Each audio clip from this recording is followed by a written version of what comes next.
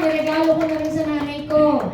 Tapos bago talaga ako nag-asawa, kinuhaan ko siya ng health insurance. Para at least yung mga, syempre pag tumatanda, kailangan check-up. At least hindi na problema, hindi na hihingi pa sa mga anak. Tama? Yes. Tapos monthly may allowance siya sa aming tatlong magkakapatid. Kung kayo po ba yung nanay, kung matutuwa po ba kayo? Yes! Gusto niyo po ba ampunin ko kayo? Yes! Ano masyado kayong marami? Hindi, ano lang, proud lang kasi parang at least nakatikim yung nanay ko ng ginhawa. Diba? At her age, 75 na po, ang saya-saya niyan. Ala siya ginagawa ngayon, kundi magdilig ng mga puno at halaman sa kanyang lupain. Ay, lupain talaga. Diba? Dati wala kaming bahay, kahit sira-sira. Wala kaming lupa, kahit sa paso. O ngayon, nang dahil sa Vita, natitikman ng yung mga wala sa ng araw. Gusto niyo rin kayo? Yes! Gusto niyo rin magawin yun para sa mga mahal niyo sa buhay? Yes!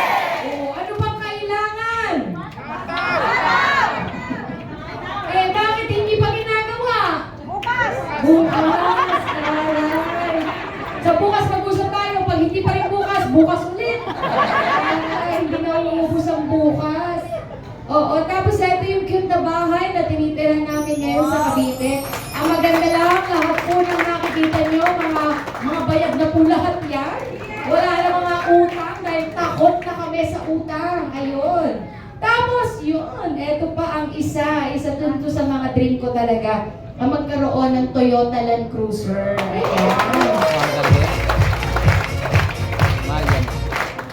Ayan, lalagyan ko lang ng presyo yung aking 6.2 million na Toyota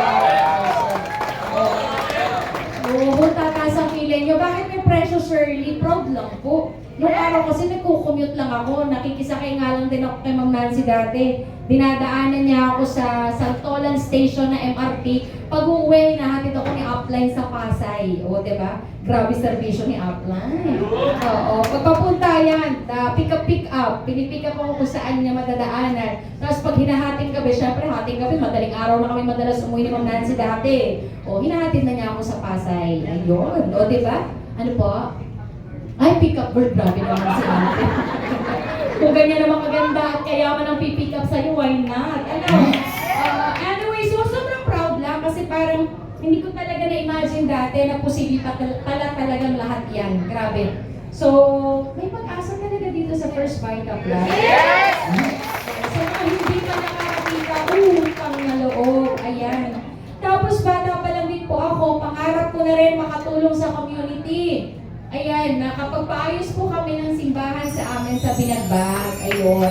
So, nakaka-proud lang din kasi parang, ano yun iba yung fulfillment din nun na nakakatulong ka na sa iba ngayon, diba? Nang dahil sa First Vita Plus, dati sarili lang namin, di namin matulungan Ngayon nakakatulong na tayo sa ibang tao. Di ba mas masarap yun? Gusto nyo rin bang makatulong sa iba? Yes! Ako po, ayan. At sino na dito gusto mag-travel? Ayan!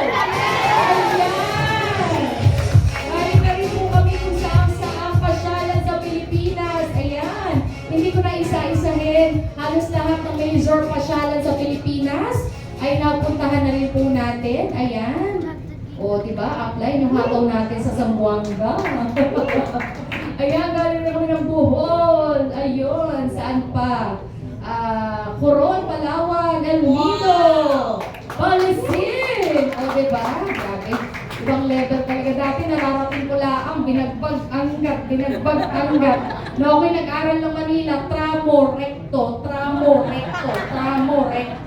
O, diba? Ngayon, sa First Vita Plus, kung saan sulok na ng Pilipinas. O, tapos, sino gusto mag-travel abroad? Para masyala, hindi para magtrabaho. Ulan, sino gusto mag-travel abroad? Marami talagang hindi nagtataas. O yung hindi po nagtataas, malabo-labo ka na. O pagtataas pa lang ng kamay, kinatatamaran na. Oo, pag-abroad pa kaya. Alam niyo, dapat hindi kayo nakukulitan sa mga pangungulit natin dito katulad ng mga kultura na ganyan. Dapat nandun yung lagi yung giliw sa mga kultura natin dito. Ano ba yung kultura dito? Palakpakan! Sigawan! Taas ang kamay!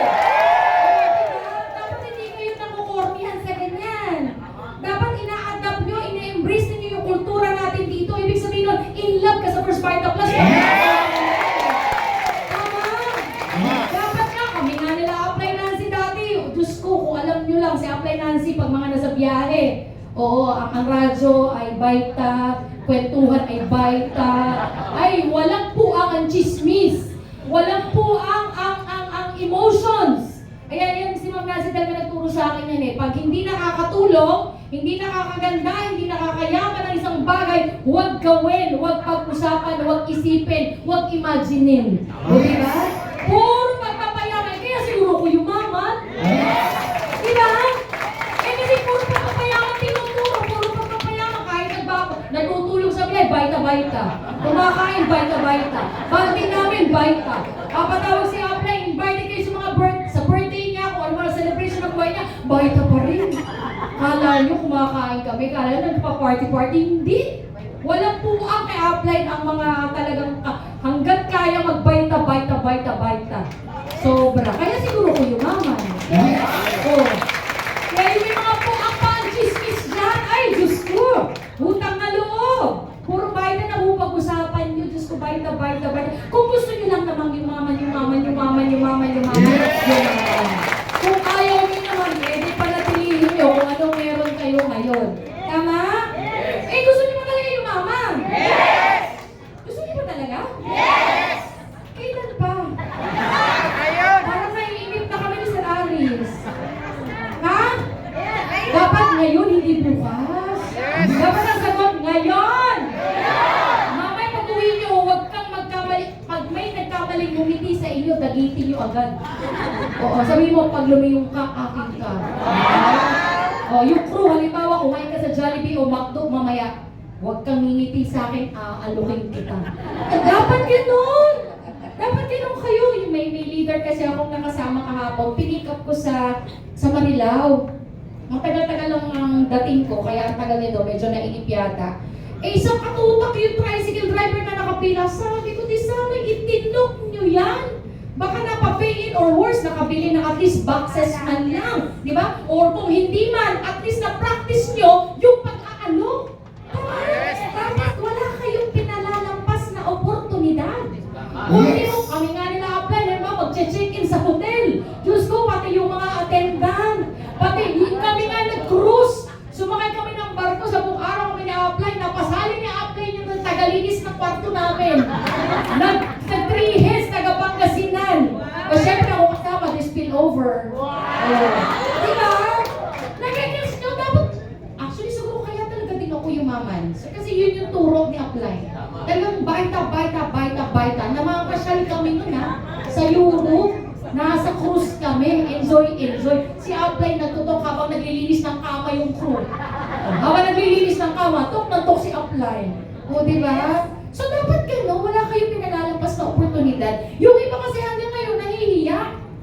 Saan ba ako? Pasyal lang naman ako. Wala ko napunta dito. O, hindi. Mapasyal kasi speaking of pasyal, kasi si Apply, kahit pasyal, natutok pa rin. Yung iba kasi, yung hanggang ngayon, kinahihiya yung baite. Hanggang ngayon, hindi kaya ipang, "Hoy, sir! Baka narinig mo na ito." Dapat lahat ng opportunity. Lahat. Hindi nyo man mabentahan, hindi mo man mapasali, at least na-practice mo yung talk mo. Practice. Tama?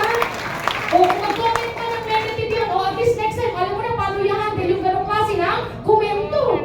Nakukuha, dapat nakikita nyo lagi ng mga opportunity, lahat ng sitwasyon. Yung tipong nag-CCR ka, may nakabanggaan ka sa CR. Pare, laki niya na. Ayun! Ano yung malaki? Ibig ko sabihin talagang kung ikaw baliw, gagawin nyo talaga lahat yan. Sa totoo lang. Yung lagi nyo yung nagkukupit ng buhok nyo, baka hanggang ngayon, hindi alam na taga-baita ka. Yung nagmamanicure sa inyo, baka hanggang ngayon, hindi nyo malang naaalukan kahit isang kape. Di ba?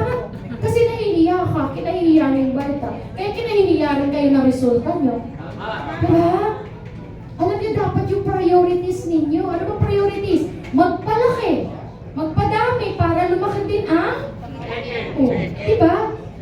Tama po ba? Yes! Ayan, sino nang gusto makapunta ng Hong Kong? Thailand, Korea, Singapore, Dubai, Vietnam, Macau, Abu Dhabi, Japan, Malaysia, Beijing, China. May passport na ba kayo?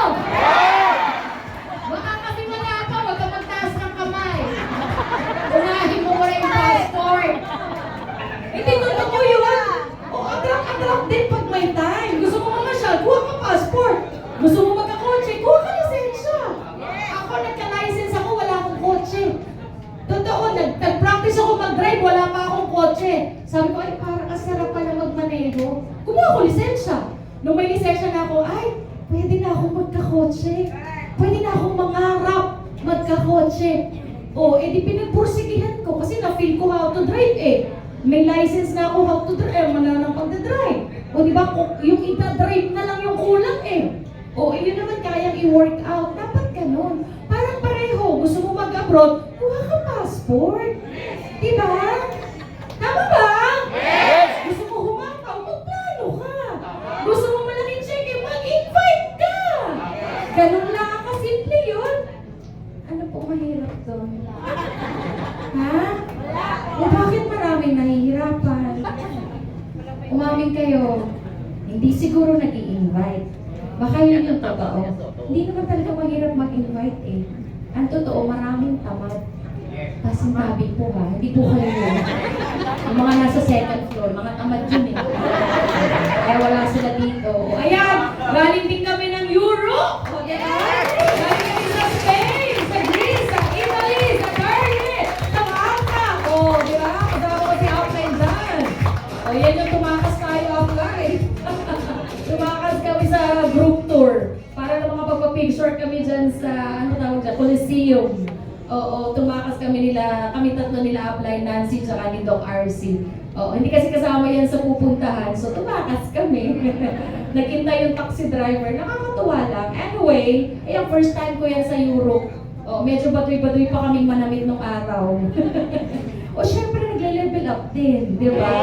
Yeah! Asian Cruise 2017 sa Singapore, Malaysia, and Thailand. Tapos, another Asian Cruise na 2018 sa Japan.